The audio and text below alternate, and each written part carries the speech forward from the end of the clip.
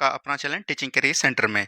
तो चलिए आज के इस वीडियो में जो हम लोग देखने वाले हैं बिहार पुलिस न्यू भर्ती परीक्षा जो आपका दे दिया है, उसमें हम लोग बिहार पुलिस के प्रैक्टिस सेट को देख रहे थे और ये आपका प्रैक्टिस सेट 8 नंबर का है। इसका पीडीएफ हमने आपको 7 पीएम में जो है भेज दिए हैं। कहाँ पर? टेलीग्राम पर। तो जो भी विद्यार्थी टेलीग्राम से नहीं जुड़े हैं जाके जरूर जुड़ जाइएगा, वहाँ से आपको जो है पीडीएफ प्राप्त हो जाएगा और 1 घंटा आपको समय मिलता है बनाने के लिए और उसका फुल क्वेश्चन 100 क्वेश्चन का जो है फुल डिटेल सॉल्यूशन यहाँ पर करवाया जाता है। तो चलिए बिना देरी का हम लोग शुरुआत करते हैं आज के सेशन को। और जिस तरह आपको हमने बोला था कि 500 क्वेश्चन जो है 500 क्वेश्चन प्रत्येक सब्जेक्ट से आपका करवाया जाएगा, वो जो है आपका 27 तारीख से स्टार्ट हो जाएगा। कब से हो जाएगा दोस्तों? 27 जून से जो है आपका स्टार्ट हो जाएगा। तो इसके लिए आपको कोई भी टेंशन लेने की जरूरत नहीं है। प्रत्येक सब्जेक्ट से जो है आपको 5500 क्वेश्चन करा दिया जाएगा। तो एक भी क्वेश्चन आपको बाहर नहीं जाएगा। और आप लोग का क्या विचार है तो आप लोग अपनी कमेंट में राय जरूर दीजिएगा, ठीक है। तो चलिए हम लोग पहले नंबर क्वेश्चन से शुरुआत करते हैं। आप लोग ने बना लिया होगा और जिसका जितना भी नंबर आ रहा है वो कमेंट में जरूर कीजिएगा ताकि आप लोग को पता चले कि हाँ मेरा इतना नंबर आ रहा है, ठीक है। चलिए पहला क्वेश्चन है, सूची 1 को सूची 2 के साथ सुमेलित कीजिए और सूची के नियत दिए कूट से सही उत्तर को चुनिए। तो ये देखिए अहोम विद्रोह है। अहोम विद्रोह जो हुआ था दोस्तों, ये कब हुआ था ये चीज आपसे पूछा गया है। तो अहोम विद्रोह हुआ था 1828 को, ठीक है। अगर हम लोग बात करेंगे यहाँ पर, आप लोग मोपला विद्रोह जानते होंगे कब हुआ था? 1921 में हुआ था। तो यहाँ पर 1921 एक ही ऑप्शन है डी का एक, तो ये हो जाएगा ऑप्शन नंबर डी। अगर हम लोग बात करेंगे अहोम विद्रोह कहाँ पर हुआ था, तो याद रखनी है ये असम में हुआ था। कहाँ पर हुआ था दोस्तों? असम में। अगर कोल विद्रोह की बात करेंगे तो ये कहाँ पर हुआ था? झारखंड में हुआ था, ठीक है। अगर हम लोग बात करेंगे संथाल विद्रोह कहाँ पर हुआ था, संथाल विद्रोह भी जो है आपको याद रखनी है, ये आपका संथाल विद्रोह भी आपका छोटा नागपुर के पठार में हुआ था। कहाँ पर? छोटा नागपुर के पठार में हुआ था, ठीक है। अगर हम लोग बात करेंगे मोपला विद्रोह कहाँ पर हुआ था, तो ये केरल में हुआ था। और याद रखनी है मोपला विद्रोह में जो है याद रखनी है किसान जो थे वो कौन थे? मुस्लिम लोग थे। कौन थे? मुस्लिम लोग थे। तो ये भी बात आपको ध्यान दीजिएगा। तो यहाँ से right answer option number D हो जाएगा। जिसने भी डी मारा है उसका बिल्कुल राइट है, ठीक है। चलिए आगे की बात करेंगे हम लोग। नेक्स्ट क्वेश्चन है, प्रसिद्ध बारदोली किसान आंदोलन का नेतृत्व किसने किया था? देखिए अगर हम लोग बात करेंगे बारदोली, अगर एक चीज याद रखनी है, एक जगह था बारदोली। कहाँ पर है? गुजरात के बारदोली में जो है अंग्रेजों ने क्या किया था, किसान का जो है कर जो है कितना प्रतिशत तक बढ़ा दिया था? लगभग 30% तक बढ़ा दिया था, ठीक है। और इसी कर को जो है समाप्त करने के लिए कौन आए थे? तो याद रखनी है वल्लभ भाई पटेल आए थे। कौन आए थे? वल्लभ भाई पटेल जो ने याद रखनी है ये कर को जो है लगभग 6% तक दे दिया, कर दिया। मतलब 30% जो किया था वो कर को जो है घटाकर कितना करवा दिया? 6%। इसीलिए जो है याद रखनी है गुजरात के बारदोली के महिला ने, क्या बोलेंगे? बारदोली के महिला ने जो है याद रखनी है वल्लभ भाई पटेल को जो है किसकी उपाधि दिया? तो याद रखनी है सरदार की उपाधि दिया। क्या बोलेंगे? सरदार की उपाधि दिया। तो यहाँ पर से राइट आंसर हो जाएगा सरदार वल्लभ भाई पटेल, ठीक है। अगर हम लोग बात करेंगे यहाँ पर लाला लाजपत राय है, तो याद रखनी है लाला लाजपत राय जो है 1928 में इन्होंने क्या किया था? साइमन कमीशन का विरोध किया था, ठीक है। ये भी चीज ध्यान दीजिएगा, पंजाब केसरी के नाम से जाना जाता है। डॉक्टर भीमराव अंबेडकर को हम लोग क्या बोलते हैं? तो याद रखनी है इनके द्वारा जो है प्रारूप समिति का गठन किया गया था। क्या बोलेंगे? प्रारूप समिति का जो है अध्यक्ष कौन था? तो डॉक्टर भीमराव अंबेडकर था। और गांधी जी के बारे से जो हम लोग सभी चीज जान गए थे, जैसे गांधी जी का जन्म कब हुआ था? 1869 ईस्वी में। ये बोल सकते हैं कि पढ़ने के लिए कब गए थे? लंदन 1888 ईस्वी में। वापस कब आए थे? 1891 ईस्वी में। दक्षिण अफ्रीका कब गए थे दोस्तों? 1893 ईस्वी में। वहां से वापस कब आए थे? तो 1915 ईस्वी में। 1916 ईस्वी में इन्होंने क्या किया? साबरमती आश्रम की स्थापना किया। 1917 में क्या किया? तो याद रखनी है चंपारण सत्याग्रह किए। उसके बाद 1918 में ही याद रखनी है अहमदाबाद भी किए और 1918 में ही इन्होंने खेरा आंदोलन को दिया, ठीक है। उसके बाद हम लोग बात करेंगे 1920 में जो है इन्होंने क्या किया? असहयोग आंदोलन में भाग लिया। फिर 1922 में जो है चौड़ा चौड़ी कांड हो जाता है, चौड़ी चौड़ा कांड हो जाता है, जिसके द्वारा महात्मा गांधी को गिरफ्तार कर लिया जाता है और याद रखनी है 6 वर्षों की सजा गिर जाती है। लेकिन 2 वर्षों के उपरांत ही इनको बाहर कर दिया जाता है।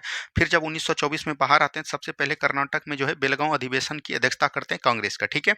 उसके बाद याद रखनी है इनके द्वारा जो है 1930 में दांडी मार्च चलाया गया। उसके बाद 1930 में ही सविनय अवज्ञा आंदोलन को ही प्रारंभ किया गया, ठीक है।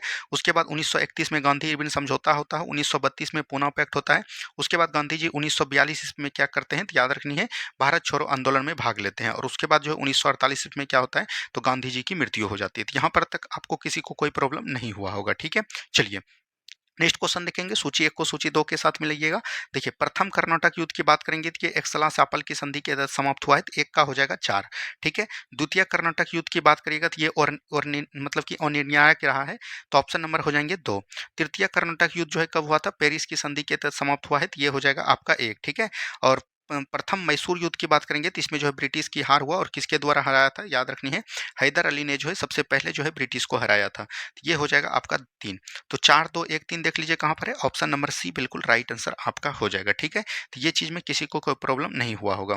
आगे की बात करेंगे हम लोग नेक्स्ट क्वेश्चन, निम्नलिखित में से किसे स्वर्ग से उत्पन्न सेना नायक कहा जाता है। देखिए स्वर्ग से उत्पन्न सेना नायक जो है रॉबर्ट क्लाइव को कहा जाता है। ठीक है, रॉबर्ट क्लाइव को याद रखनी है, अगर हम लोग बोलेंगे कि याद रखनी है बंगाल का जो है सबसे पहला जो है, बंगाल का जो है पहला गवर्नर किसको बनाया गया था, तो रॉबर्ट क्लाइव को। ठीक है, अगर हम लोग बोलेंगे कि याद रखनी है ब्रिटिश ब्रिटिश याद रखनी है ब्रिटिश प्रभुत्व को, ब्रिटिश प्रभुत्व को किसने जो है मतलब कि बोल सकते हैं ब्रिटिश को जो है सबसे पहले भारत में जो है किसने स्थापित किया, प्रभुत्व को किसने स्थापित किया, तो रॉबर्ट क्लाइव ने। ठीक है, अगर हम लोग बोलेंगे कि बंगाल में जो है द्वैत शासन किसके द्वारा लगाया गया, बंगाल में जो है द्वैत शासन भी लगाया गया किसके द्वारा, तो याद रखनी है ये रॉबर्ट क्लाइव के द्वारा। आपके ऑप्शन में है फ्रांसीसी डुप्ले, तो याद रखनी है सहायक संधि का जो है सबसे पहले जो है किसने लाया था, सहायक संधि जो है सबसे पहले सहायक संधि का जनक हो जाएगा फ्रांसीसी डुप्ले। ठीक है, अल्बुकर्क जो है सबसे पहले याद रखनी है पुर्तगाली का गवर्नर हुआ करता था और इस किस क्रम का था, दूसरे क्रम का था। पहला अगर बात करेगा तो वो हो जाएगा फ्रांसो डी अल्मेडा। अगर हम लोग बात करेंगे लॉर्ड कॉर्नवालिस के द्वारा जो है याद रखनी है नागरिक सेवा का जनक जो हो कौन हो जाएगा, लॉर्ड कॉर्नवालिस हो जाएंगे। ठीक है, और इन्हीं के द्वारा जो है याद रखनी है, अगर हम लोग बात करेंगे अस्थाई बंदोबस्त लाया गया था, क्या बोलेंगे, अस्थाई बंदोबस्त भी किसके द्वारा लाया गया था, तो लॉर्ड कॉर्नवालिस के द्वारा। ठीक है, चलिए आगे की बात करेंगे 19वीं शताब्दी के दौरान होने वाले बहावी आंदोलन का प्रमुख केंद्र कहाँ पर था, पटना हो जाएगा। क्या हो जाएगा दोस्तों, पटना हो जाएगा। ऑप्शन नंबर बी एकदम ध्यान दीजिएगा। आगे की बात करेंगे रामकृष्ण मिशन की स्थापना 1897 ईस्वी में किसने किया था, तो स्वामी विवेकानंद का याद रखनी है गुरु का नाम क्या था, तो स्वामी विवेकानंद गुरु का नाम था याद रखनी है रामकृष्ण परमहंस। क्या बोलेंगे, रामकृष्ण परमहंस था। और याद रखनी है इन्हीं के जो है गुरु जो था, गुरु की याद में ही इन्होंने रामकृष्ण मिशन की स्थापना किया था। और कब किया था, 1897 ईस्वी में। अगर हम लोग बात करेंगे स्वामी विवेकानंद का जो है बचपन का नाम भी आपको पूछा जाएगा, अगर बचपन का नाम आपको पूछा जाएगा तो वो क्या हो जाएंगे, नरेंद्र दत्त हो जाएंगे। क्या बोलेंगे, नरेंद्र दत्त हो जाएंगे। ठीक है, और नरेंद्र दत्त जो हो जाएंगे याद रखनी है इनको जो है मतलब कि स्वामी विवेकानंद सबसे पहले किसने बोला, तो याद रखनी है नरेंद्र दत्त का जो है नाम चेंज के स्वामी किसने जोड़ा, स्वामी विवेकानंद। तो याद रखनी है ये जो होता राजस्थान का खेतरी था। ठीक है, खेतरी का महाराजा था एक, याद रखनी है खत्री के महाराज अजीत सिंह के द्वारा, किसके द्वारा, अजीत सिंह के द्वारा। ये भी आपके एग्जाम में पूछा गया है। अगर हम लोग बात करेंगे स्वामी विवेकानंद से दो चीज़ याद रखनी है, एक 1893 और एक 1897। 1893 में इन्होंने क्या किया था, तो याद रखनी है शिकागो के धर्म सम्मेलन में भाग लिया था। ठीक है, उसके बाद 1897 में इसने रामकृष्ण मिशन की स्थापना किया था। ठीक है, अगर हम लोग बात करेंगे गोपाल कृष्ण गोखले ने जो 1905 के बनारस अधिवेशन में भाग लिया था, अध्यक्षता किया था। श्याम जी कृष्ण बर्बर ने जो है याद रखनी है लंदन में जो है इंडिया हाउस का निर्माण किया था। ठीक है, चलिए आगे की बात करेंगे, ये भी जो सूची 1 को सूची 2 के साथ मिलाना है। तो स्वामी विवेकानंद की बात करेंगे तो यहाँ पर इसने जो है रामकृष्ण मिशन की स्थापना किया था। ठीक है, थोड़ा सा क्वेश्चन में मिसप्रिंट है तो आपको टेंशन नहीं लेना है। मोहम्मद एग्लो ओरिएंटल किसने किया था, सर सैयद अहमद खां के द्वारा। सत्यशोधक समाज किसने किया था, ज्योतिबा फुले के द्वारा। ठीक है, और प्रार्थना समाज का स्थापना की अगर बात करेंगे तो ये हो जाएगा आत्माराम पंडुरंग। कौन बनेंगे, आत्माराम जो है पंडुरंग हो जाएंगे। तो इसको भी ध्यान दीजिएगा। तो यहाँ पर देखिए 3 और डी का 3 और सी का 4, डी का 3 देखिए और सी का 4, डी का 3 हो जाएगा और सी का 4, सॉरी डी का 3 और सी का 4 यहाँ पर मिल रहा है। तो इसको आप ऑप्शन अगर आप सी मारे होंगे बिल्कुल आपका ठीक हुआ होगा। ठीक है, चलिए वैसे क्वेश्चन में थोड़ा सा मिसप्रिंटिंग था, उसको आपको टेंशन नहीं लेनी है।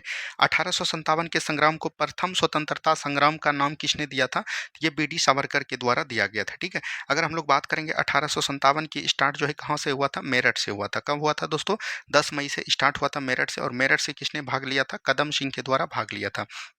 1857 की क्रांति जो था उसको अलग अलग जो है बोल सकते हैं, मतलब अलग अलग लोगों ने जो अलग अलग नाम देके पुकारा। याद रखनी है आरसी मजूमदार को आप लोग चिनते होंगे, पहचानने की बात कर रहे हैं। आरसी मजूमदार के बारे में आप लोग जानते होंगे। तो आरसी मजूमदार ने ये बोला कि ना ये युद्ध था हिंदू मुस्लिम का कोई भी संयंत्र ना था, ये युद्ध था कुछ नहीं था। ये चीज़ बोला है किसने, आरसी मजूमदार ने बोला है। ठीक है, ये चीज़ ध्यान दीजिएगा। और बाकी हम लोग बात करेंगे आरा 1857 के युद्ध में जो है बिहार के आरा जगदीशपुर से किसने भाग लिया था, तो ये कई बार एग्जाम में आपके पूछा गए हैं। तो वो हो जाएंगे वीर कुंवर सिंह। कौन हो जाएंगे दोस्तों, वीर कुंवर सिंह हो जाएंगे। वहीं बात करेंगे हम लोग दिल्ली से किसने पार्टिसिपेट किया था, वहीं आपको पूछा जाएगा अवध से पार्टिसिपेट किसने किया था। वहीं आपको यहाँ पर पूछा जाएगा कानपुर से पार्टिसिपेट किसने किया है। वहीं आपको पूछ दिया जाएगा झांसी से किसने किया है।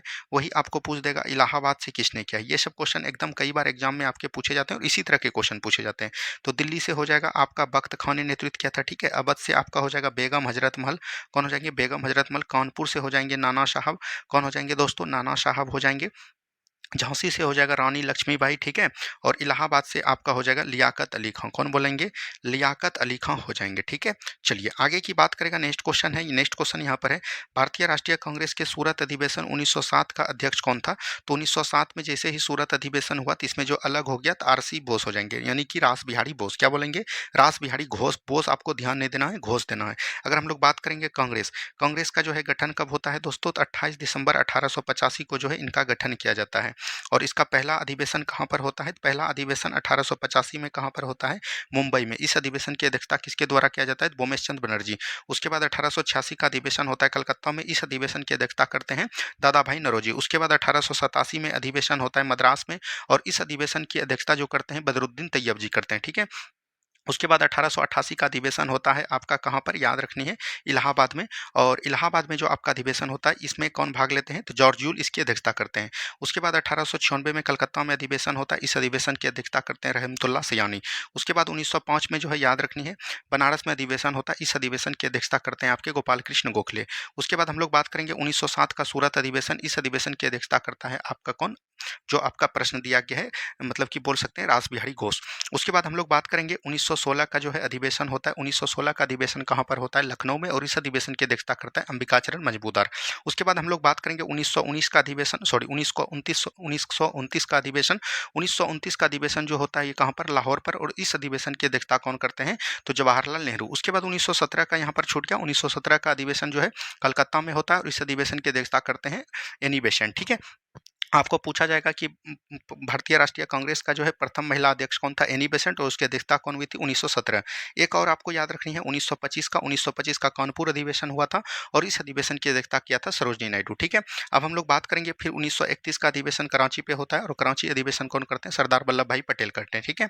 उसके बाद याद रखनी है 1900 आपको 38 याद रखनी है। उसके बाद 1939 याद रखनी है। 1938 हरिपुरा होता है, 1939 जो है त्रिपुरी अधिवेशन होता है। इस दोनों अधिवेशन की अध्यक्षता कौन करते हैं? सुभाष चंद्र बोस करते हैं। फिर 1940 का रामगढ़ अधिवेशन होता है। इस अधिवेशन की अध्यक्षता करते हैं आपका बोल सकते हैं अबुल कलाम आज़ाद। 1940 से 1945 तक कौन रहते हैं? तो अबुल कलाम आज़ाद रहते हैं। उसके बाद हम लोग बात करेंगे 1947 में आपका कौन होता है? जेबी कृपलानी होता है। उसके बाद हम लोग बात करेंगे अभी जो है आपका 2025 चल रहा है, 2025 में कांग्रेस का अध्यक्ष कौन है? तो मल्लिकार्जुन खड़गे है। ये सभी बात को हमने यहाँ पर संक्षिप्त रूप में बताते हैं, ताकि डेली डेली आपको बताएंगे तो आपको डेली डेली याद हो जाएगा, और एग्जाम में आप बेहतर कर पाइएगा, ठीक है। चलिए नेक्स्ट क्वेश्चन की बात करेंगे। निम्न में से किस आंदोलन में महात्मा गांधी ने पहली बार भूख हड़ताल का प्रयोग हथियार के रूप में किया था? तो भूख हड़ताल जो किया था किसमें किया था दोस्तों? तो अहमदाबाद की हड़ताल में किया था, ठीक है। तो याद रखनी है अहमदाबाद। मिल मजदूर हड़ताल में किया था, याद रखनी है। और मिल मजदूर हड़ताल में जो है याद रखनी है प्लेग बोनस को लेकर। क्या बोलेंगे? प्लेग बोनस जो लेकर जो है हड़ताल किया गया था, ये चीज ध्यान दीजिएगा। अहमदाबाद मिल मजदूर हड़ताल कब होता है? 1919 में होता है, ठीक है। बारदोली सत्याग्रह कब होता है? 1928 में होता है। रॉलेक्ट एक्ट कब होता है दोस्तों? 1919 में होता है, ठीक है। और असहयोग आंदोलन कब होता है? 1920 में होता है। तो ये सभी बात भी ध्यान देनी है। आगे की बात करेंगे। नेक्स्ट क्वेश्चन यहाँ पर देखिए क्या किया गया है। निम्नलिखित घटना किस कलाक्रम में घटित हुई है? यानी कि सबसे पहले कौन हुआ है उसके बाद। तो चंपारण सत्याग्रह कब हुआ है? 1917 में हुआ है। उसके बाद रॉलेक्ट एक्ट हुआ है 1919 में। उसके बाद जो है ये आपका हुआ है हत्याकांड, बाद में हुआ है जलियांवाला बाग हत्याकांड। उसके बाद आपका चौरी चौरा कांड हुआ है 1922 को। तो सबसे पहले क्या हो जाएगा? 4 हो जाएगा। 4 एक ही ऑप्शन में है, तो ऑप्शन नंबर सी हो जाएंगे, ठीक है। चलिए नेक्स्ट क्वेश्चन। प्रसिद्ध 10 राजाओं का युद्ध जो है किस नदी के तट पर लगाया गया है? परुष्णी नदी को। परुष्णी नदी को जो अभी वर्तमान में हम लोग किस नाम से जानते हैं? राबी नदी के नाम से जानते हैं। ये जो है याद रखनी है 10 राजाओं का युद्ध लड़ा गया था। ये भी चीज ध्यान दीजिएगा, कई बार एग्जाम में पूछे गए हैं आपको, ठीक है। अगर हम लोग परुष्णी नदी राबी नदी को बोलते हैं तो याद रखनी है इंडस नदी किसको बोलते हैं? इंडस नदी किसको बोलते हैं? तो यहीं पर से आपको पूछा जाएगा सतुद्री नदी किसको बोलते हैं? यहीं पर आपको अस्कनी के बारे में भी पूछा जाएगा, ठीक है। अस्कनी नदी किसके बारे में जानते हैं? और याद रखनी है आपको पूछा जाएगा बितस्ता। क्या बोलेंगे? बितस्ता नदी जो है किसका नाम है? उसके बाद आपको बिपाशा पूछा जाएगा। क्या पूछा जाएगा? बिपाशा पूछा जाएगा। तो इंडस जो है हम लोग किसको बोलते हैं? सिंधु नदी को बोलते हैं, ठीक है। और अगर बात करेगा सतुतरी जो है किसका प्राचीन नाम था? सतलज नदी का था। अस्कनी की बात करेंगे तो ये चिनाब नदी हो जाएगा। क्या हो जाएगा? चिनाब। बितस्ता जो है याद रखनी है झेलम नदी हो जाएगा। और अगर हम लोग बात करेंगे बिपाशा जो हो जाएगा ब्यास नदी हो जाएगा। ये सभी बात को भी ध्यान दीजिएगा। चलिए आगे की बात करेंगे भागवत धर्म का ज्ञात जो है सर्वप्रथम किस अभिलेख के साक्ष्य से है, तो बेसनगढ़ का गरुड़ स्तंभ हो जाएगा, ऑप्शन नंबर सी हो जाएगा बिल्कुल राइट आंसर। यहाँ पर देखिए एक दिया गया है, आपके एग्जाम में पूछा गया है प्रयाग प्रशस्ति अभिलेख के बारे में, ठीक है। अगर हम लोग बात करेंगे प्रयाग प्रशस्ति अभिलेख जो है किसके द्वारा जारी किया गया था, तो समुद्रगुप्त के द्वारा, ठीक है। और प्रयाग प्रशस्ति में जो है याद रखनी है किसके द्वारा लिखा गया है, लेखक की बात करेगा तो ये आपका कौन हो जाएगा, तो याद रखनी है हरिसेन हो जाएगा। तो यहाँ से एक बात और आप ध्यान दीजिएगा, हरिसेन किसका दरबारी कवि था, समुद्रगुप्त का दरबारी कवि था, और आपके एग्जाम में कई बार एग्जाम में पूछे गए हैं, ठीक है। चलिए नेक्स्ट क्वेश्चन यहाँ पर है, सिंधु घाटी के लोग विश्वास करते थे, तो मातृशक्ति में विश्वास करते थे, ऑप्शन नंबर डी हो जाएगा। सिंधु घाटी सभ्यता का जो है सबसे बड़ा शहर कौन हो जाएगा, तो याद रखनी है मोहनजोदड़ो हो जाएंगे। कौन हो जाएंगे, मोहनजोदड़ो हो जाएंगे। अगर हम लोग बात करेंगे मोहनजोदड़ो का खोज किसके द्वारा किया गया था, तो राखलदास बनर्जी के द्वारा की गई थी, ठीक है। अगर हम लोग बात करेंगे विशेष जो है, विशेष सबसे बड़ा जो है याद रखनी है स्नानागार जो है कहाँ से प्राप्त हुआ है, स्नानागार की बात करेंगे ये जो है आपका मोहनजोदड़ो से प्राप्त हुआ है। अगर हम लोग वहीं बात करेंगे भारत में सबसे बड़ा स्थल कौन हो जाएगा, तो वो आपका हो जाएगा राखी गढ़ी। कौन हो जाएगा दोस्तों, राखी गढ़ी। राखी गढ़ी कहाँ पर है दोस्तों, हरियाणा में है। कहाँ पर है, हरियाणा में। इसका खोज किसके द्वारा किया गया था, तो याद रखनी है आपका हो जाएगा राखी गढ़ी का खोज हो जाएगा, याद रखनी है सूर्यभान प्रसाद सिंह, क्या बोलेंगे, सूर्यभान सिंह हो जाएंगे, ठीक है। ये भी चीज को ध्यान दीजिएगा। चलिए आगे की बात करेंगे सूची एक को सूची दो के साथ। आदिनाथ का जो हो जाएगा बिरसव हो जाएगा, यानी एक का एक हो जाएगा। मल्लीनाथ का आपका हो जाएगा कलश, तो ऑप्शन नंबर 4 हो जाएंगे। पार्श्वनाथ का आपका हो जाएगा सांप, तो ये 3 हो जाएंगे। संभवनाथ का हो जाएगा अश्व, तो ये 2 हो जाएंगे। तो 1 4 3 2 देख लीजिए कहाँ पर है, 1 4 3 2 ऑप्शन नंबर ए में है। अगर हम लोग बात करेंगे जैन धर्म का संस्थापक कौन हो जाएगा, तो ऋषभदेव, जिसको हम लोग बोलते हैं आदिनाथ। और अगर बात करेंगे जैन धर्म का जो है सबसे वास्तविक संस्थापक अगर आपको पूछ दिया, तो वो 24वें तीर्थकर हो जाएंगे। और 24वें तीर्थकर कौन हो जाएंगे, महावीर स्वामी हो जाएंगे। क्या बोलेंगे, महावीर स्वामी जी हो जाएंगे, ठीक है। चलिए आगे की बात करेंगे नेक्स्ट क्वेश्चन, बौद्ध धर्म का विभाजन हीनयान तथा महायान में किस बौद्ध संगति में हुआ था, चतुर्थ बौद्ध संगति में हुआ था, ठीक है। अगर हम लोग बात करेंगे फर्स्ट बौद्ध संगति, सेकंड बौद्ध संगति, थर्ड बौद्ध संगति, और याद रखनी है फोर्थ बौद्ध संगति। अगर हम लोग बात करेंगे फर्स्ट बौद्ध संगति कब हुआ था, 483 बीसी में हुआ था। और ये कहाँ पर हुआ था, तो याद रखनी है अगर हम लोग बात की जगह की बात करेंगे तो ये हुआ था राजगीर में। कहाँ पर हुआ था दोस्तों, राजगीर में। और करवाया गया था किसके द्वारा, तो याद रखनी है अजातशत्रु के द्वारा। किसके द्वारा, अजातशत्रु के द्वारा करवाया गया था। अगर सेकंड बौद्ध संगति की बात करेंगे 383 बीसी में होता है, और ये कहाँ पर होता है, वैशाली में होता है, ठीक है। और ये किसके द्वारा कराया गया था, तो याद रखनी है हम लोग बात करेंगे किसका, कालाशोक के द्वारा। किसके द्वारा, कालाशोक के द्वारा, ठीक है। वहीं थर्ड बौद्ध संगति की बात करेंगे 250 बीसी में करवाया गया था, और कहाँ पर करवाया गया था दोस्तों, पाटलिपुत्र में करवाया गया था। और इसका अध्यक्ष कौन था, तो याद रखें किस राजा कौन थे, अशोक थे, ठीक है। और वहीं अगर चतुर्थ की बात करेगा तो ये प्रथम शताब्दी में किया गया था। और ये कहाँ पर करवाया गया था, तो कुंडलबन। कहाँ पर, कुंडलबन कहाँ पर है, कश्मीर में है। और इसकी जो है ये उस समय शासक कौन थे, कनिष्क थे। कौन थे दोस्तों, कनिष्क थे। तो यहाँ से जो है आपको सवाल पूछा जाएगा, इससे बाहर सवाल नहीं पूछा जाएगा, तो ये चीज ध्यान दीजिएगा। तो ऑप्शन नंबर डी को एकदम ध्यान देनी है। चलिए आगे की बात करेंगे, मगध शासक बिंबिसार का चिकित्सक कौन था, तो जीवक हो जाएगा। कौन हो जाएगा दोस्तों, जीवक हो जाएगा। बिंबिसार याद रखनी है हर्यक वंश का संस्थापक हो जाएगा। कौन बोलेंगे, हर्यक वंश का संस्थापक कौन हो जाएगा, बिंबिसार। और हर्यक वंश की स्थापना कब किया जाता है, 544 ईसा पूर्व में जो है किया जाता है हर्यक वंश की स्थापना, ठीक है। ये जो है याद रखनी है विवाह के माध्यम से जो है अपना जो है राज को बढ़ाए थे, ठीक है। तो ये भी चीज ध्यान दीजिएगा। और इसका पुत्र का नाम था अजातशत्रु। कौन थे, अजातशत्रु। और अजातशत्रु के पुत्र का नाम था उदयन। और याद रखनी है अपना गद्दी प्राप्त करने के लिए अजातशत्रु ने बिंबिसार को मार देता है, और बदले में अपने पुत्र के द्वारा मारा जाता है, ठीक है। तो ये भी चीज को ध्यान देनी है। आगे की बात करेंगे, चंद्रगुप्त मौर्य ने सेल्यूकस निकेटर को जो है किस वर्ष पराजित किया था, 305 ईसा पूर्व में जो है पराजित किया था। अगर हम लोग बात करेंगे एक जो है सेंड्रोक्रोटस, कौन होता है, सेंड्रोक्रोटस होता है, ठीक है। सेंड्रोक्रोटस की बात करेंगे, इसका जो है कहाँ पर सबसे पहले बात किया गया है, इंडिका में। इंडिका किसकी रचना है, तो मेगास्थनीज की रचना है। कौन हो जाएगा, मेगास्थनीज। मेगास्थनीज जो है किसके दरबारी कवि थे, सेल्यूकस निकेटर का जो है दरबारी कवि था, और राजदूत बनकर किसके दरबार में आए थे, चंद्रगुप्त मौर्य के दरबार में आए थे। तो इसमें बोला गया सेंड्रोकोटस ने जो है सेल्यूकस को हराया था। क्या बोलेंगे, सेंड्रोकोटस ने जो है सेल्यूकस को जो है पराजित किया था 305 बीसी में। और सेंड्रोकोटस किसको बोला गया है, तो चंद्रगुप्त मौर्य को बोला गया। किसको बोला गया, चंद्रगुप्त मौर्य को बोला गया था, ठीक है। तो ऑप्शन नंबर सी यहाँ पर राइट आंसर हो जाएंगे। चलिए आगे की बात करेगा, मौर्य वंश के पश्चात किस वंश का राज स्थापित हुआ, शुंग वंश का। अगर हम लोग बात करेंगे सबसे पहले कौन आया, हर्यक वंश आया, ठीक है। एक ट्रिक आपको याद रखनी है, हसीन मसूक सा। क्या बोलेंगे, हसीन मसूक सा, याद रखनी है। इस ट्रिक से आपको ध्यान दीजिएगा। तो सबसे पहले हर्यक वंश आए, उसके बाद अगर हम लोग बात करेंगे तो कौन आए, शिशुनाग वंश आए, ठीक है। उसके बाद अगर हम लोग बात करेंगे तो एक आपका कौन आया, नंद वंश आया। नंद वंश के बाद आपका कौन आया, मौर्य वंश आया। मौर्य वंश के बाद अगर हम लोग बात करेंगे, मौर्य वंश के बाद जो है आपका कौन आया, तो शुंग वंश आया।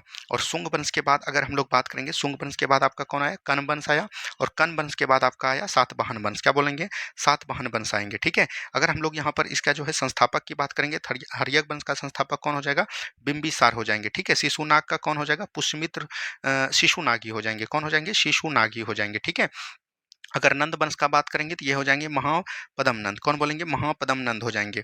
मौर्य वंश का बात करेगा तो ये हो जाएगा चंद्रगुप्त मौर्य। कौन हो जाएगा दोस्तों, चंद्रगुप्त मौर्य हो जाएंगे। अगर शुंग वंश के संस्थापक की बात करेगा तो ये हो जाएगा पुष्यमित्र शुंग। कौन बोलेंगे, पुष्यमित्र शुंग हो जाएंगे। ठीक है, कर्ण वंश का संस्थापक कौन हो जाएगा, वासुदेव हो जाएगा, और सातवाहन वंश का संस्थापक कौन हो जाएगा, सिमुख हो जाएगा। तो ये सभी बातों को भी ध्यान देनी है। ठीक है, चलिए आगे की बात करेगा। नेक्स्ट क्वेश्चन यहाँ पर है, निम्नलिखित में से कौन कनिष्क दरबार में नहीं रहता था, तो ये विशाखदत्त हो जाएगा। विशाखदत्त की रचना किसकी है, याद रखनी है, मुद्रा राक्षस। क्या बोलेंगे, मुद्रा राक्षस किसकी रचना है, विशाखदत्त की, और ये किसके दरबार में रहते थे, तो याद रखनी है चंद्रगुप्त द्वितीय के दरबार में रहते थे। क्या बोलेंगे, चंद्रगुप्त द्वितीय के दरबार में, और इसी को हम लोग किस नाम से जानते हैं, विक्रमादित्य के नाम से जानते हैं। क्या बोलेंगे, विक्रमादित्य से किसको जाने जाते हैं, चंद्रगुप्त द्वितीय को जाने जाते हैं। ठीक है, ये चीज ध्यान देनी है। चलिए आगे की बात करेंगे, भारत की पहली विस्टाडोम जंगल सफारी ट्रेन सेवा किस राज्य में शुरू किया गया है, उत्तर प्रदेश में। ठीक है, यहीं पर अगर आपको पूछा जाएगा नाइट सफारी भी कहाँ पर स्टार्ट किया गया है, तो ये भी हो जाएगा आपका उत्तर प्रदेश के लखनऊ में। आगे की बात करेंगे, संघ लोक सेवा आयोग का नया अध्यक्ष किसे नियुक्त किया गया है, डॉक्टर अजय कुमार को किया है, और किसके जगह पर आया है, तो याद रखनी है प्रीति सूदन के जगह पर। ठीक है, तो ये चीज ध्यान दीजिएगा। अगर हम लोग बात करेंगे संघ लोक सेवा आयोग का गठन जो है 1919 के अधिनियम के द्वारा जो है, सॉरी 1919 के अधिनियम के द्वारा 1926 में किया गया था। कब किया गया था, 1926 में किया गया था।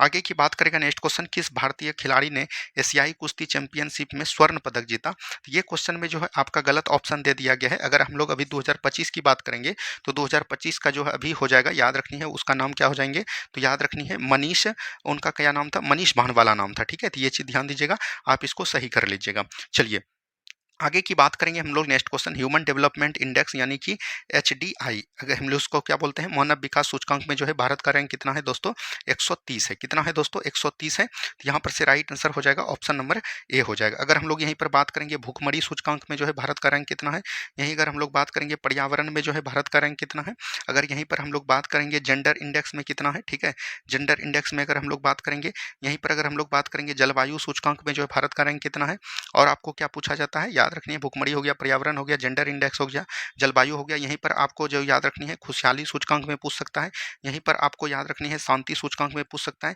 यहीं पर ग्लोबल याद रखनी है ग्लोबल वार्मिंग में पूछ सकता है। तो ये चीज ध्यान दीजिएगा। अगर हम लोग भूखमरी में बात करेंगे तो 105 हो जाएगा, पर्यावरण में 176 हो जाएगा, जेंडर इंडेक्स में 151 हो जाएगा, जलवायु सूचकांक में 10 हो जाएगा, खुशहाली सूचकांक में 118 हो जाएगा, शांति सूचकांक में 116 हो जाएगा, ग्लोबल में हो जाएगा, याद रखनी है वार्मिंग में कितना हो जाएगा, चौथा हो जाएगा। ठीक है, ये सभी चीज को एकदम ध्यान दीजिएगा। चलिए नेक्स्ट क्वेश्चन यहाँ पर है, दुनिया का पहला पूर्णतः नवीकरण ऊर्जा से चलने वाला शहर कौन हो जाएगा, अमरावती। कौन हो जाएगा, अमरावती। वहीं अगर यूटी की बात करेगा तो यूटी आपका हो जाएगा दीव। कौन हो जाएगा दोस्तों, दीव हो जाएगा। वहीं आपको अगर बोल सकते हैं कि एयरपोर्ट पूछ दिया, याद रखनी है सौर संचालित से चलने वाला एयरपोर्ट कौन हो जाएगा, तो वो आपका हो जाएगा कोच्चिन एयरपोर्ट। कौन हो जाएगा दोस्तों, कोच्चिन एयरपोर्ट को ध्यान दीजिएगा। ठीक है, चलिए आगे की बात करेगा। नेक्स्ट क्वेश्चन, किन्हें हिंदी के लिए रामनाथ गोयनका पुरस्कार 2025 दिया गया है, तो मृदुलिका झा को किया गया है, और ये जो है कहाँ की पत्रिका है, तो याद रखनी है हम लोग आज तक जो देखते हैं, आज तक में जो है ये क्या कार्य करते हैं, पत्रकारिता की काम करते हैं। ठीक है, इसका संबंध हो जाएगा पत्रकारिता से। ठीक है, चलिए आगे की बात करेगा, प्रथम पंचवर्षीय योजना की प्राथमिकता क्या थी, कृषि का विकास था। ये चीज ध्यान दीजिएगा। प्रथम कृषि पंचवर्षीय योजना कब होता है, 1951 से लेकर 1956 तक चलता है, और ये किस मॉडल पर आधारित है, हेरेड डोमंड मॉडल पर आधारित है। क्या बोलेंगे, हेरेड डोमंड मॉडल पर आधारित कौन है, ये हो जाएगा आपका प्रथम पंचवर्षीय योजना। वहीं द्वितीय पंचवर्षीय योजना की बात करेंगे, 56 से लेकर 61 तक चला था, और ये जो हो जाएगा पीसी महानलोबिस मॉडल पर आधारित हो जाएगा। क्या बोलेंगे, पीसी महानलोबिस मॉडल पर आधारित हो जाएगा। तो ये भी बात को एकदम ध्यान दीजिएगा। चलिए आगे की बात करेगा, निम्नलिखित में से भारत का राष्ट्रीय आय का सबसे मुख्य स्रोत क्या है, सेवा क्षेत्र है वर्तमान में। लेकिन अगर पहले की बात करेगा, भविष्य की मतलब कि बोल सकते हैं पहले की बात करेगा तब आपका कृषि हो जाएगा। ठीक है, अभी हाई का बात करेगा वर्तमान में, तो ये आपका ये हो जाएगा।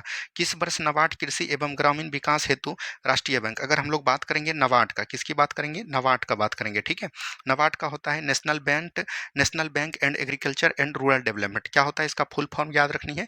आपको अगर पूछ दिया, याद रखनी है नेशनल, क्या होता है, नेशनल बैंक। ठीक है, नेशनल बैंक फॉर, याद रखनी है नेशनल बैंक फॉर एग्रीकल्चर। क्या बोलेंगे, एग्रीकल्चर। ठीक है, agriculture and rural development, rural development, ठीक है। और इसका गठन जो किया गया था, कब किया गया था दोस्तों?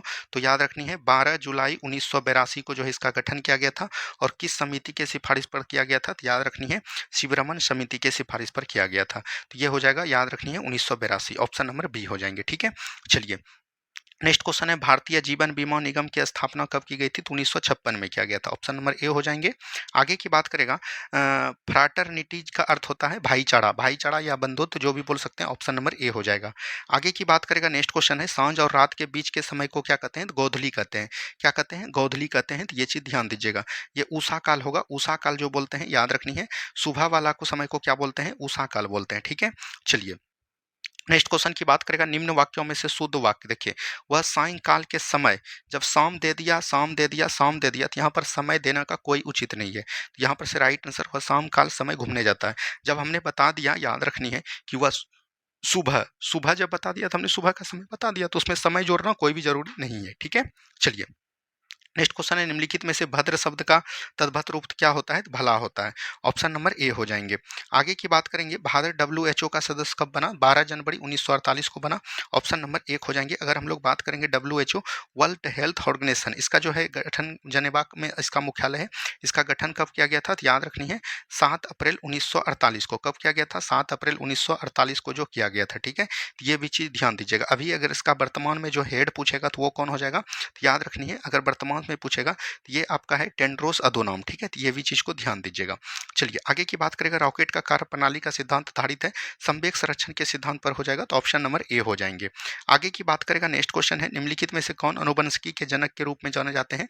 मेंडल। और आपके बिहार पुलिस एग्जाम में पूछा गया कि ये जो है किस पौधे पर किया गया था प्रयोग? तो मटर के पौधे पर, और कितना पर? तो याद रखनी है 7 दिन के लिए, ठीक है। चलिए नेक्स्ट क्वेश्चन है, ग्रंथि जो शरीर का तापमान बनाए रखती है वो होता है hypothalamus gland, option number C हो जाएगा। नेक्स्ट क्वेश्चन देखिए, सूची एक को सूची दो के साथ मिलाना है। देखिए भंजन की बात करेगा तो यहाँ पर वल्नीकरण किसका हो जाएगा? रबर का हो जाएगा, ठीक है। वल्नीकरण रबर का हो जाएगा, यानी डी का हो जाएगा एक। तो डी का एक देखिए यहाँ पर है, यहाँ पर है, तो ये आंसर नहीं होगा, ये आंसर नहीं होगा, ठीक है। अगर हम लोग बात करेंगे भंजन किसका करेंगे? पेट्रोलियम का करेंगे। भंजन हम लोग किसका करेंगे? पेट्रोलियम का करेंगे, तो ये दो हो जाएगा।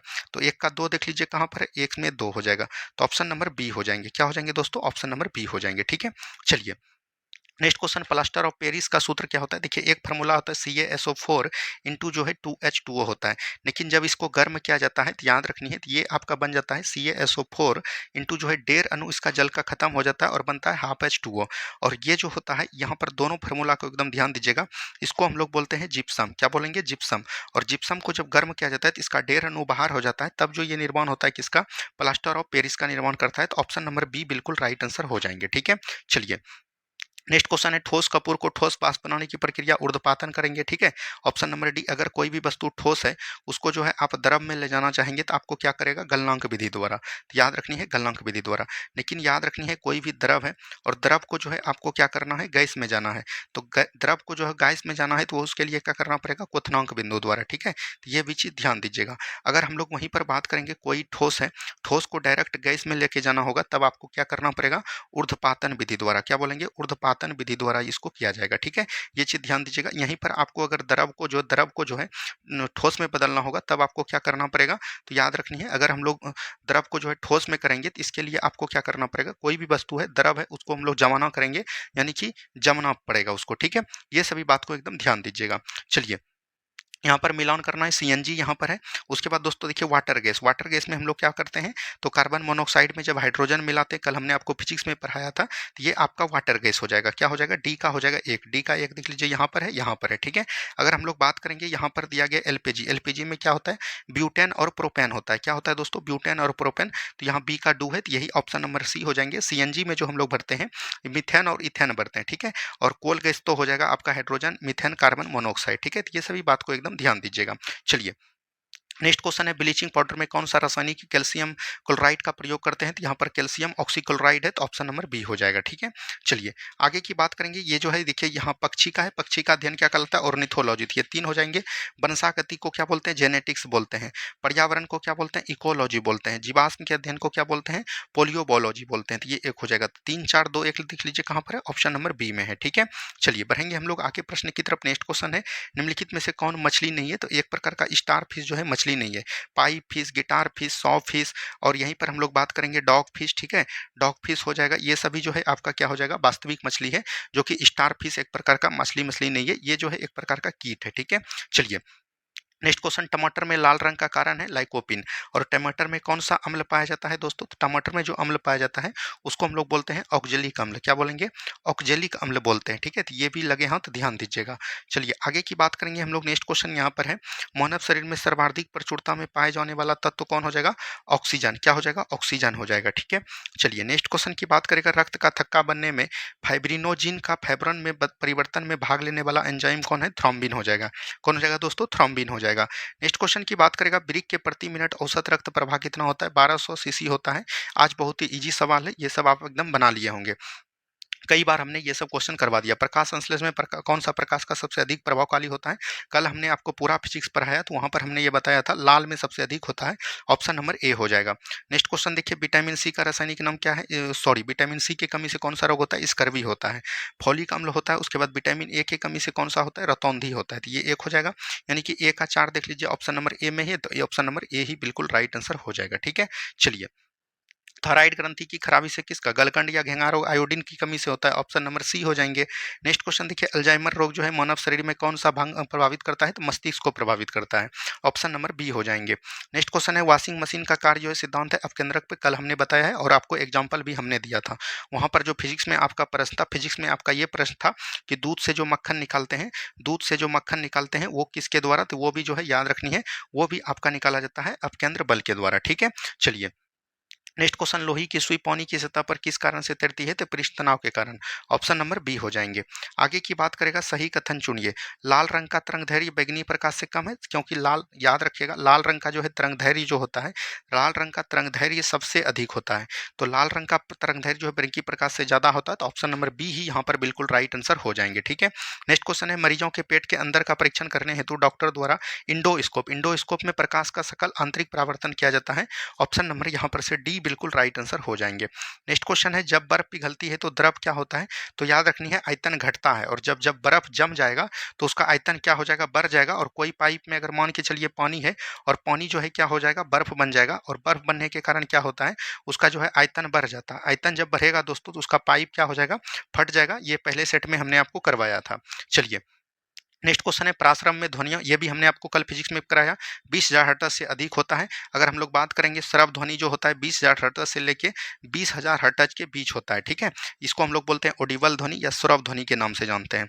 वहीं अगर हम लोग बात करेंगे अपश्रव्य ध्वनि, एक होता है अपश्रव्य ध्वनि, अपसरण ध्वनि जो होता है वो 20 हर्ट्ज से क्या होता है, कम होता है, ठीक है। तो ये भी बात को ध्यान दीजिएगा। चलिए आगे की बात करेगा, नेक्स्ट क्वेश्चन यहाँ पर दिया गया है, निम्नलिखित में से कौन विद्युत का सर्वोत्तम चालक है, चांदी। कई बार बताएं, ऑप्शन नंबर डी हो जाएगा। नेक्स्ट क्वेश्चन के लिए, भारत का संविधान में लोकसभा में अनुसूचित जनजातियों के लिए व्यवस्था की गई है, अनुच्छेद 330 में किया गया है। अगर हम लोग बात करेंगे लोकसभा में जो है अनुसूचित जनजाति के लिए कितना किया गया है, 330, और अगर यहीं पर आपको विधानसभा में पूछ दिया तो विधानसभा में क्या हो जाएगा दोस्तों, तो याद रखनी है 332 हो जाएगा, ठीक है। ये दोनों बात को ध्यान दीजिएगा। चलिए नेक्स्ट क्वेश्चन है, भारत में त्रिस्तरीय पंचायती राज व्यवस्था सिफारिश की गई है। बलवंत राय मेहता समिति 3 शब्द है, 3 त्रिस्तरीय। अशोक मेहता 2 शब्द है, तो याद रखनी है 2 स्तरीय। क्या बोलेंगे, 2 स्तरीय। एल.एम. सिंघवी समिति के द्वारा पंचायती राज को याद रखनी है संवैधानिक दर्जा दिया गया था। क्या बोलेंगे, संवैधानिक दर्जा। अशोक मेहता समिति जो है याद रखनी है 1977 में आता है, और अगर हम लोग बलवंत राय मेहता समिति की बात करेंगे तो ये जो है 1957 में जो है अपना जो है जारी करता है। चलिए आगे की बात करेंगे, 66वें संविधान संशोधन वास्तविक शिक्षा का अधिकार जो है किस वर्ष लागू किया, 2002 में, और इसमें ये चीज बोला गया कि 6 से 14 वर्ष के बच्चे को जो शिक्षा देना अधिकार होगा, ठीक है। चलिए नेक्स्ट क्वेश्चन है, भारत में मत देने का अधिकार निम्नलिखित अधिकारों में से कौन है, ये संवैधानिक अधिकार हो जाएगा, ये चीज ध्यान दीजिएगा, ऑप्शन नंबर बी हो जाएंगे। नेक्स्ट क्वेश्चन है, भारत के मुख्य निर्वाचन आयुक्त का पदावधि क्या होता है। अगर हम लोग बोलेंगे चीफ कमिश्नर जो इलेक्शन होता है वो 6 वर्ष या 65 वर्ष की आयु जो भी पहले होगा, ऑप्शन नंबर सी। और अगर हम लोग बात करेंगे भारत का जो है अभी जो है मुख्य चुनाव आयुक्त कौन हो जाएंगे, तो याद रखनी है अभी वर्तमान में ही चेंज हुआ है, वो हो जाएंगे ज्ञानेश कुमार। कौन हो जाएंगे दोस्तों, ज्ञानेश कुमार हो जाएंगे, ठीक है। तो इसको ध्यान दीजिएगा। और 2 जो है अन्य चुनाव आयुक्त भी रहते हैं, एक का है नाम विवेक जोशी, क्या है, विवेक जोशी, और दूसरा हो जाएंगे, याद रखनी है, सिद्धू करके है, तो ये भी चीज ध्यान दीजिएगा, ठीक है। चलिए आगे की बात करेगा नेक्स्ट क्वेश्चन, राष्ट्रीय विकास परिषद का अध्यक्षता कौन करता है? भारत के प्रधानमंत्री करेंगे, ऑप्शन नंबर बी हो जाएंगे। आगे की बात करेगा नेक्स्ट क्वेश्चन यहाँ पर दिया गया है। नेक्स्ट क्वेश्चन है, राज्य वित्त आयोग के संबंध में निम्नलिखित कथनों में से कौन सा सही है? तो राज्य वित्त आयोग का गठन जो है कब हुआ है? 243 के आई में। 243 के आई में है, तो एक प्रकार का संवैधानिक संस्था है, जिसका भी चर्चा अनुच्छेद में है वो क्या हो जाएगा? संवैधानिक हो जाएगा। चलिए आगे की बात करेंगे, निम्न में से किस संविधान अनुच्छेद के अंतर्गत भारत के राष्ट्रपति मूल अधिकारों के क्रियान्वयन की स्थिति कर सकते हैं? देखिए, जैसे हमने कल बताया था, आपको पहले ही बताया है, 352 जब लागू होता है दोस्तों, 352 के द्वारा जब राष्ट्रीय आपातकाल लागू होता है, क्या बोलेंगे? राष्ट्रीय आपातकाल जब लागू होता है, तो राष्ट्रीय आपातकाल लागू होने के स्वतः ही 358 लागू हो जाता है, और 358 लागू होने के द्वारा जो है 19 को जो है समाप्त कर दिया जाता है मौलिक अधिकार को। लेकिन राष्ट्रपति को यह अधिकार है कि और सभी अन्य मौलिक अधिकार को अगर समाप्ति चाहिए तो उसके लिए जो है 359 अनुच्छेद को लागू करना पड़ता है। ठीक है, तो यहाँ पर से राइट आंसर क्या हो जाएगा? ऑप्शन नंबर बी हो जाएंगे। ठीक है, चलिए आगे की बात करेगा, भारत में चलित न्यायालय मोबाइल कोर्ट, इसका मानसूत्र क्या होता है? डॉक्टर एपीजे अब्दुल कलाम ने स्टार्ट किया था, और कब किया था? 2007 में किया था। कई बार हमने ये क्वेश्चन आपको करवा रखा है। नेक्स्ट क्वेश्चन है, संविधान की व्याख्या करने का अंतिम अधिकार किसके पास है? सर्वोच्च न्यायालय। और सर्वोच्च न्यायालय की चर्चा भारतीय संविधान में किस अनुच्छेद में? 124 में। और इसका गठन कब किया गया था? तो याद रखनी है 28 जनवरी, क्या बोलेंगे? 28 जनवरी 1950 को किया गया था। और अभी अगर हम लोग बात करेंगे सुप्रीम कोर्ट का जो है, बोल सकते हैं सुप्रीम कोर्ट का मुख्य न्यायाधीश कौन है? तो याद रखनी है बी आर गवई है। कौन हो जाएंगे? बी आर गवई हो जाएंगे। ठीक है, तो इसको भी ध्यान दीजिएगा। चलिए आगे की बात करेगा, नेक्स्ट क्वेश्चन है, लोकसभा के अध्यक्ष को कैसे हटाया जा सकता है? तो लोकसभा अध्यक्ष को जो है लोकसभा में सभी सदस्यों द्वारा बहुमत पारित के संकल्प के द्वारा हटाया जाएगा। ठीक है, तो ऑप्शन नंबर बी बिल्कुल राइट आंसर हो जाएंगे। चलिए नेक्स्ट क्वेश्चन है, निम्नलिखित इससे कौन युग्म सही नहीं है? ये देखिए मूल अधिकार का है, हमने 100 बार आपको पढ़ दिया है। मानव के दुर्व्यवहार एवं बलात्कार अनुच्छेद 23 बिल्कुल ठीक है। अल्पसंख्यक वर्गों के हितों का संरक्षण 29 बिल्कुल ठीक है। संवैधानिक उपचारों का अधिकार 32 तक है। शिक्षा संस्था स्थापना तथा प्रशासन करने का अल्पसंख्यक को अधिकार जो है ये अनुच्छेद 30 में है। यहाँ पर 31 दिया है। तो एमपी में जो है क्या था? संपत्ति का अधिकार था, जो कि अभी जो है वर्तमान में क्या कर दिया है? निरस्त करके इसको जो है मूल अधिकार की श्रेणी से बाहर करके क्या बना दिया है? एक प्रकार का कानूनी अधिकार बना दिया है। तो राइट आंसर क्या हो जाएगा? गलत पूछ रहा था, तो ऑप्शन नंबर डी हो जाएंगे। चलिए आगे की बात करेंगे, तारे का रंग सूचक है, उसके ताप के द्वारा जो है तारे का रंग सूचक होता है। लाल प्रकाश जो है कम होता है, उसके बाद जो है याद रखनी है नीला प्रकाश उससे भी कम ज्यादा होता है, और अगर सफेद हो गया तो वो जो है सबसे अधिक होगा। ठीक है, चलिए आगे की बात करेगा, टाइटन सबसे बड़ा चंद्रमा का उपग्रह होता है शनि का, क्या बोलेंगे? शनि का होता है। ठीक है, चलिए आगे की बात करेंगे, अफ्रीका की कौन सी नदी मकर रेखा को 2 बार? लिम्पोपो नदी हो जाएगा। और अगर ये ज्योग्राफी में हमने आपको यहाँ पर पढ़वा दिया है। ठीक है, टोटल क्वेश्चन पढ़ाया हुआ है दोस्तों। अगर आप ईमानदारी पूर्वक एग्जाम देते होंगे, प्रश्न बनाते होंगे, और सभी वीडियो को बहुत ही अच्छे तरीके से सुने होंगे, देखे होंगे, लेक्चर को सुनना सबसे ज़्यादा इंपॉर्टेंट होता है, वहाँ से आपका एक भी प्रश्न बाहर नहीं जाएगा। अगर हम लोग बात करेंगे यहाँ पर कांगो, कांगो नदी जो है याद रखनी है, हम लोग बात करेंगे भूमध्य रेखा को, क्या बोलेंगे? भूमध्य रेखा या विषुवत रेखा को 2 बार काटने वाली नदी कौन हो जाएगा? तो वो हो जाएगा कांगो नदी। ठीक है, वहीं अगर हम लोग बात करेंगे, याद रखनी है एक आपका होता है माही नदी, क्या बोलेंगे? माही नदी जो है याद रखनी है कर्क रेखा को 2 बार काटती है। ठीक है, ये भी चीज को ध्यान दीजिएगा। चलिए आगे की बात करेंगे, कर्क रेखा किस राज्य से होकर गुजरती है? कर्क रेखा भारत के 8 राज्यों से होकर गुजरती है। और कर्क रेखा भारत के जो 8 राज्यों से होकर गुजरती है, भारत को 2 भागों में विभक्त करती है, एक उत्तर भारत और दक्षिण भारत। तो कौन कौन राज्य से गुजरती है? एक बार यहाँ पर हम लिख दे रहे हैं, गुजरात के बाद याद रखनी है राजस्थान, राजस्थान के बाद हो जाएगा एमपी, एमपी के बाद हो जाएगा मध्य प्रदेश, मध्य प्रदेश के बाद छत्तीसगढ़, छत्तीसगढ़ के बाद झारखंड, झारखंड के बाद आपका हो जाएगा वेस्ट बंगाल, और वेस्ट बंगाल के बाद आपका हो जाएगा दोस्तों याद रखनी है त्रिपुरा, और त्रिपुरा के बाद आपको याद रखनी है मिजोरम। ठीक है, तो ये जो है क्रम से है, क्रम से ही याद रखनी है आपको। चलिए नेक्स्ट क्वेश्चन, भारत का अपने पड़ोसी देशों के साथ मध्य अंतरराष्ट्रीय सीमा विस्तार आरोही क्रम में, यानी कि सबसे पहले बड़ा उसके बाद छोटा, सबसे पहले छोटा उसके बाद बड़ा, फिर बड़ा, फिर बड़ा, यानी कि बढ़ते क्रम में लिखना। तो पाकिस्तान कितना है? 3323 किलोमीटर, कई बार हमने बताया। नेपाल कितना है? 1751 किलोमीटर। चीन जो हो जाएगा 3488 किलोमीटर हो जाएगा। ठीक है, और बांग्लादेश जो हो जाएगा 4096 किलोमीटर। तो यहाँ पर देखिए सबसे पहले जो है आपका कौन आएगा? 1751 यानी नेपाल, तो नेपाल नेपाल इस दोनों में हो सकता है। उसके बाद पाकिस्तान आएगा, फिर जो है चीन आएगा, तब बांग्लादेश। तो ऑप्शन नंबर बी हो जाएंगे। ठीक है, चलिए भारत में शांत घाटी किस राज्य में है? तो केरल में है। केरल में जो है शांत घाटी है, और सबसे भारत में जो है जैव विविधता के लिए प्रसिद्ध कौन हो जाएगा? जैव विविधता के लिए जो आपका प्रसिद्ध हो जाएगा वो आपका कौन हो जाएगा? तो याद रखनी है शांत घाटी ही हो जाएंगे। ठीक है, चलिए सदाकत आश्रम बिहार में कहाँ स्थित है? तो ये पटना में हो जाएगा। कहाँ पर? पटना में। ऑप्शन नंबर ए हो जाएंगे। नेक्स्ट क्वेश्चन है, कैमूर पठार किसके लिए प्रसिद्ध है? तो ये चूना पत्थर के लिए। और अभी जो है बोल सकते हैं कि जो आपका 28 पोस्ट के लिए या कुछ पोस्ट 23 पोस्ट के लिए जो आया गया था, मतलब बोल सकते हैं कि मद्यनिषेध दरोगा का, उसमें भी ये क्वेश्चन पूछा गया था। ठीक है, चलिए नेक्स्ट क्वेश्चन है, निम्नलिखित में से कौन सा जलकुंड राजगीर में अवस्थित नहीं है? तो राजगीर में नानक कुंड है, सूर्यकुंड है, मखद कुंड है। तो लक्ष्मण कुंड नहीं होगा, लक्ष्मण कुंड जो हो जाएगा आपका मुंगेर में हो जाएगा। लक्ष्मण कुंड के द्वारा याद रखनी है, ऋषि कुंड जो है यहाँ पर ऋषि कुंड, ऋषि कुंड भी कहाँ पर हो जाएगा याद रखनी है, ये मुंगेर में। यहीं पर बोल सकते हैं सीता कुंड, सीता कुंड भी कहाँ पर है दोस्तों आपका मुंगेर में हो जाएगा। ठीक है, चलिए आगे की बात करेगा। बिहार सोशलिस्ट पार्टी कब गठित हुई थी? तो 1931 में किया गया था। ऑप्शन नंबर सी, ये कौन किसके द्वारा किया गया था? तो जयप्रकाश नारायण के द्वारा किया गया था। और जयप्रकाश नारायण के द्वारा जो इसमें था याद रखनी है, फूलन चंद भी थे। कौन थे बोल दोस्तों? फूलन चंद भी थे। ठीक है, ये भी चीज को ध्यान दीजिएगा। चलिए आगे की बात करेगा। नेक्स्ट क्वेश्चन है यहाँ पर जो है अभ्रक, अभ्रक जो है यहाँ पर बोल सकते हैं स्वर्ण सोना। पहले देखिए कहाँ पर है, मुंगेर में। सोना मुंगेर में जो है दो का एक ही में है, तो ऑप्शन नंबर सी हो जाएगा। ठीक है, चलिए नेक्स्ट क्वेश्चन है, स्वामी सहजानंद सरस्वती ने एक पत्रिका का प्रकाशन किया था, उसका नाम था हुंकार। क्या था दोस्तों? हुंकार था। ठीक है, और हुंकार जो है एक याद रखनी है, हुंकार एक कहानी भी है, वो किसका हो जाएगा? तो रामधारी सिंह दिनकर का हो जाएगा। ठीक है, दोनों बात को ध्यान दीजिएगा। पत्रिका पूछेगा तो ये हो जाएगा स्वामी सहजानंद सरस्वती, और ऐसे पूछेगा तो कहानी पूछेगा तो रामधारी सिंह दिनकर हो जाएगा। नेक्स्ट क्वेश्चन है, अपने किसने अपनी राजधानी मुर्शिदाबाद से मुंगेर स्थानांतरित किया? देखिए बंगाल जब मुगलों के अधीन हुआ करता था तब इसकी राजधानी कहाँ पर हुआ करता था दोस्तों? ढाका। और ढाका से जो स्थानांतरित किसने किया? तो याद रखनी है मुर्शिदाबाद ने। मुर्शिदाबाद नामक शहर बनाया था, बंगाल के पहले नवाब थे, याद रखनी है मुर्शिद कुली खां के द्वारा। तो ढाका से जो है राजधानी बंगाल के कहाँ पर लाया गया? मुर्शिदाबाद। उसके बाद जो है बंगाल का नवाब बनता है मीर कासिम, और मीर कासिम के द्वारा जो है याद रखनी है बंगाल का राजधानी कहाँ पर स्थानांतरित किया जाता है? मुंगेर को स्थानांतरित किया जाता है। तो राइट आंसर क्या हो जाएंगे? मीर कासिम हो जाएंगे। ठीक है, ऑप्शन नंबर सी हो जाएंगे। आगे की बात करेगा। नेक्स्ट क्वेश्चन यहाँ पर है, बिहार में अंग्रेजों ने अपने व्यापारिक केंद्र स्थापित करने का वास्तविक सफलता कब मिला था? अगर हम लोग वास्तविक सफलता की बात करेंगे कि कब मिला था, ये क्वेश्चन आपसे पूछा गया है, तो वास्तविक सफलता जो मिला गया था 1651 ईस्वी में। ठीक है, ऑप्शन नंबर सी हो जाएंगे। नेक्स्ट क्वेश्चन की बात करेगा, बिहार में किस प्रकार की जलवायु पाई जाती है? तो मानसूनी उष्णकटिबंधीय जलवायु पाई जाती है, ऑप्शन नंबर ए हो जाएंगे।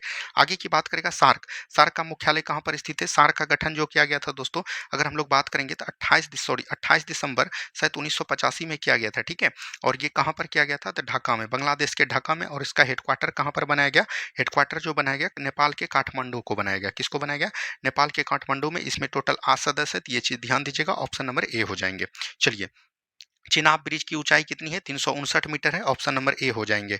आगे की बात करेगा, यहाँ पर मैथ का क्वेश्चन है, एक दुकानदार एक सिलाई मशीन का अंकित मूल्य पर 14% के छूट देने के बाद यासती मूल्य पर 10% की छूट देता है और छूट देता है अंतिम विक्रय मूल्य। तो विक्रय मूल्य दिया तो मान लेंगे क्रय मूल्य कुछ है, 14% छूट दिया तो कितना बचा? 86/100।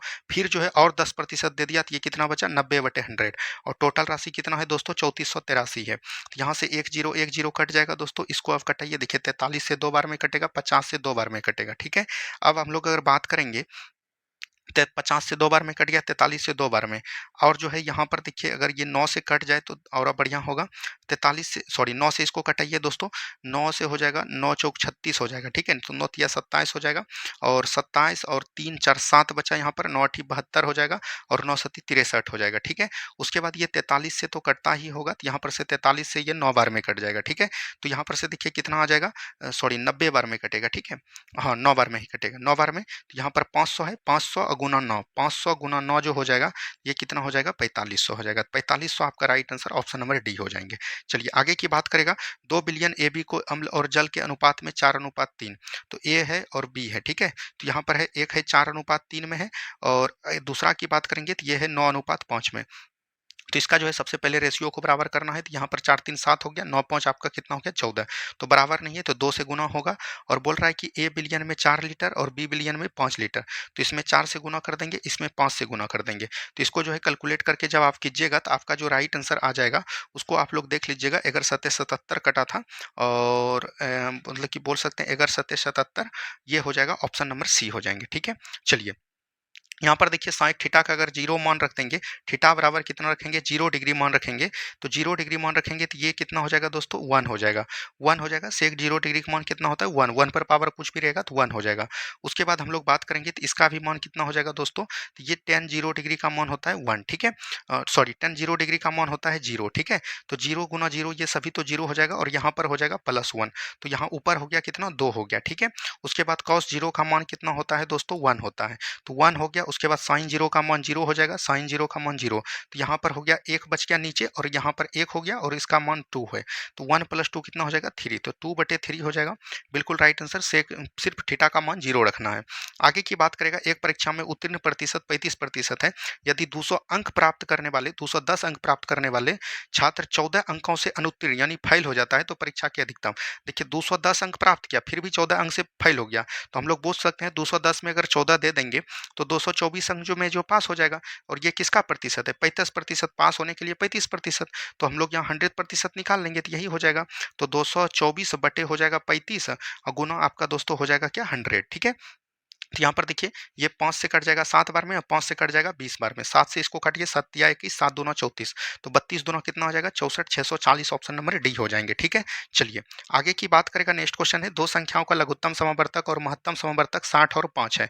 यदि एक संख्या को 2 से विभाजित किया जाता है और भागफल किसी भी संख्या 2 से विभाजित करेंगे, भागफल जो हो जाएगा तो इसका दोनों गुना हो जाएगा तो ये 20 हो जाएंगे। ठीक है, तो 20 को 2 से जब विभाजित कीजिएगा 10 भागफल आ जाएगा। बिल्कुल राइट है। तो एक संख्या आपका 20 हो गया तो कुछ नहीं करना है, 60 गुना 5, तो क्या होता है दूसरी संख्या निकालने के लिए पहली संख्या गुना दूसरी संख्या बराबर हो जाएगा एलसीएम गुना एचसीएफ।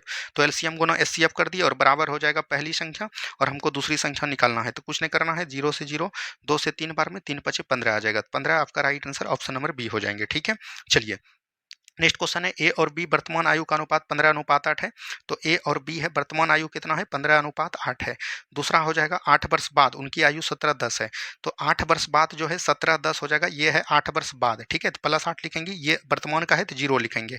तो सबसे पहले जो है अंतर को समान करना है, तो देखिए 15 में जो है 17 जाएगा तो 2 बचेगा, 2 हो जाएगा। ठीक है, तो अंतर समान है, 15 में 8 7 और 17 में 10 जाएगा 7, तो अंतर समान है। तो यहाँ कितना का अंतर है, 15 से कितना बढ़ी है 2, और इधर कितना बढ़ा 0 से 8 तो 8 बढ़ा, तो अनुपात 1 बराबर रेशियो हम लोग बोल सकते हैं कितना हो गया 4 हो गया। तो सबसे पहले इसमें गुना कीजिए, 15 चौकी कितना हो जाएगा 60 हो जाएगा और ये कितना हो जाएगा 8 चौक 32 हो जाएगा। अब यहाँ पर क्या पूछ रहा है 10 वर्ष बाद, तो 10 10 दोनों में क्या करना है जोड़ देना है, तो ये 10 जोड़ेंगे तो 70 हो जाएगा और अनुपात कितना हो जाएगा 42 हो जाएगा। तो ये देखिए क्या हो जाएगा 14 पंचे 70, 34 42 यानी 5:3 हो जाएगा। ऑप्शन नंबर सी हो जाएंगे। चलिए नेक्स्ट क्वेश्चन है, 3 पर 33, 3 पर 33, 3 पर 33 है और 2 पर 33 प्लस 2 पर 33 है। तो इसको हम लोग लिख सकते हैं 3 पर 33 गुना 3। ठीक है, तो इसको हम लोग लिख सकते हैं, मान के चलिए 2 है प्लस 2 है प्लस 2 है, तो 2 को हम लोग क्या लिखेंगे 2 दूना 2 4 2 6, तो हम लोग लिख सकते हैं 2 गुना 3 लिख सकते हैं। तो इसी तरह हम लोग यहाँ पर लिख दिए। अब फिर जो है यहाँ पर क्या लिख सकते हैं 2 पर पावर 33 और गुना को 2 लिख सकते हैं, बराबर कितना हो जाएगा 6 पर पावर x हो जाएगा।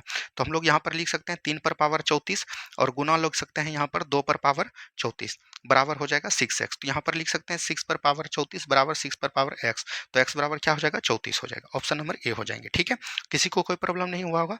नेक्स्ट क्वेश्चन है, रमेश 75 वस्तु 10,800 में खरीदता है तो उनको 5 वस्तुओं के विक्रय मूल्य के बराबर हानि होता है। तो हानि जब हो गया दोस्तों तो ये सीपी कितना हो जाएगा 75 और जोड़ 5 हो जाएगा, यानी कि हो जाएगा 80। कितना हो जाएगा दोस्तों 80 हो जाएगा। बेचता है तो वस्तु का विक्रय मूल्य तो कुछ नहीं करना है, 1800 में जो है 80 से डिवाइड कर देना है। ठीक है, तो ये देखिए 0 से 0 कट जाएगा और इसको जब कटाएगा तो ये आपका 135 आंसर आ जाएगा। ठीक है, चलिए नेक्स्ट क्वेश्चन की बात करेंगे तो ये क्वेश्चन का आंसर आपको याद रखनी है 58 होगा। ठीक है, चलिए आगे की बात करेंगे। ये क्वेश्चन हमको समझ में नहीं आया था वो क्वेश्चन। आर 1 वर्ष के लिए 80,000 रुपये जमा करता है। उसने खाते के बैंक में जो है 12% वार्षिक दर से साधारण ब्याज देता है, लेकिन खाते के प्रोसेसिंग शुल्क में जो है 3,000 रुपये का शुल्क ले लेता है। मतलब कि 80,000 कोई व्यक्ति जमा किया और 12% की दर पर से दिया। ठीक है, लेकिन क्या होता है कि जब उसको लौटाने लगता है पैसा तो 3,000 जो है बैंक अपना टैक्स जो है काट लेता है। तो पूछ रहा है कि अंतिम लाभ जो है प्रतिशत क्या है। मान के चलिए कि 80,000 रुपया उनके पास था, ठीक है, और 12% के लिए दिया था, तो उसको कितना प्रॉफिट होता दोस्तों, तो बराठी 96। ठीक है, 96 पर 2 जीरो यानी 9,600 होता, लेकिन 3,000 जो है टैक्स काट लिया, तो बचा कितना दोस्तों 6600 बचा। और 6600 जो बचा दोस्तों, 6600 जो है ये किसका हो जाएगा, याद रखनी है 66 जो है ये किसका हो जाएगा 80,000 का। 80,000 का कितना प्रतिशत निकाल लेंगे तो यही जो है आपका क्या आ जाएगा, तो रेट आ जाएगा। तो यहाँ पर से देखिए कितना हो जाएगा, ये 0 से 0 कट जाएगा दोस्तों। ठीक है, उसके बाद अगर हम लोग यहाँ पर करेंगे तो ये तो कटना चाहिए, 6 से तो कट नहीं रहा है दोस्तों। इसको जब करिएगा तो ये 8.25 आया था, इसी तरह से आप इसको बना लीजिएगा। ठीक है, तो चलिए मिलते हैं हम लोग सुबह के वीडियो में। जय हिंद जय भारत। 100 क्वेश्चन का हमने यहाँ पर आपको सोल्यूशन करवा दिया। ठीक है, धन्यवाद। जय हिंद जय भारत।